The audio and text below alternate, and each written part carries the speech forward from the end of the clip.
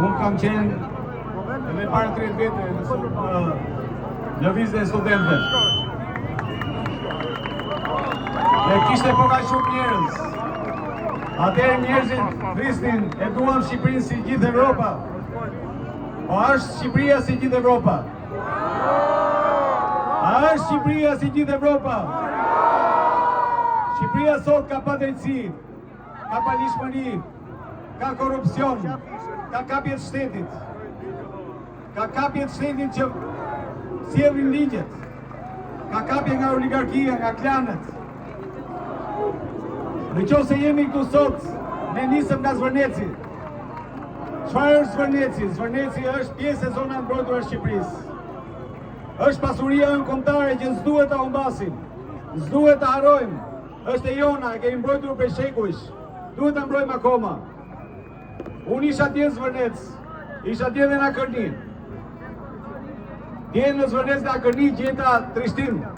Ato zonë që e kam parë sot e 30 vjetë, me dunat mrekullueshme, e gjeta të shkatruar. E gjeta pemët të çrënjosura, dunat e shkatruara, korridoret hapura, plerat lëna, shishe, tuba, beton, gjithçka gjeta atje, veç turizmin elitar nuk e gjeta. A është ky turizmi elitar që duam ne? A është ky modeli që duam? Jo. Çfarë Zvërneci? Zvërneci është kryengritja për mbrojtjen e zonave të mbrojtura.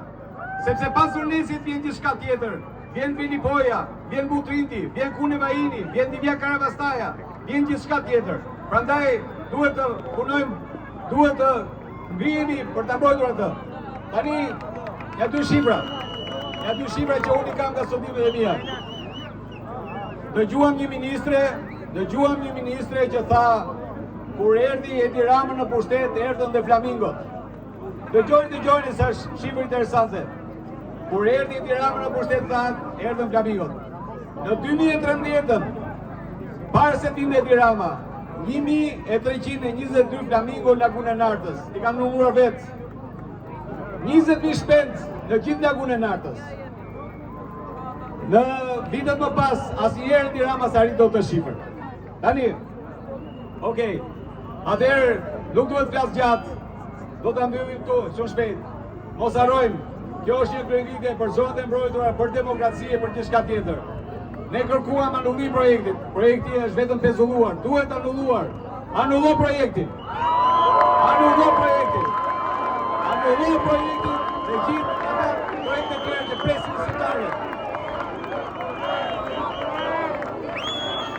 Dhe mbrapsh amendimet e ligjit për zonat e mbrojtura. Dhe pezullo, ndalo afatet e ligjit për investime strategjike, po shkatron Shqipërinë. Dhe mos harrojmë, ato dëme që i pam atje dikush duhet i paguaj.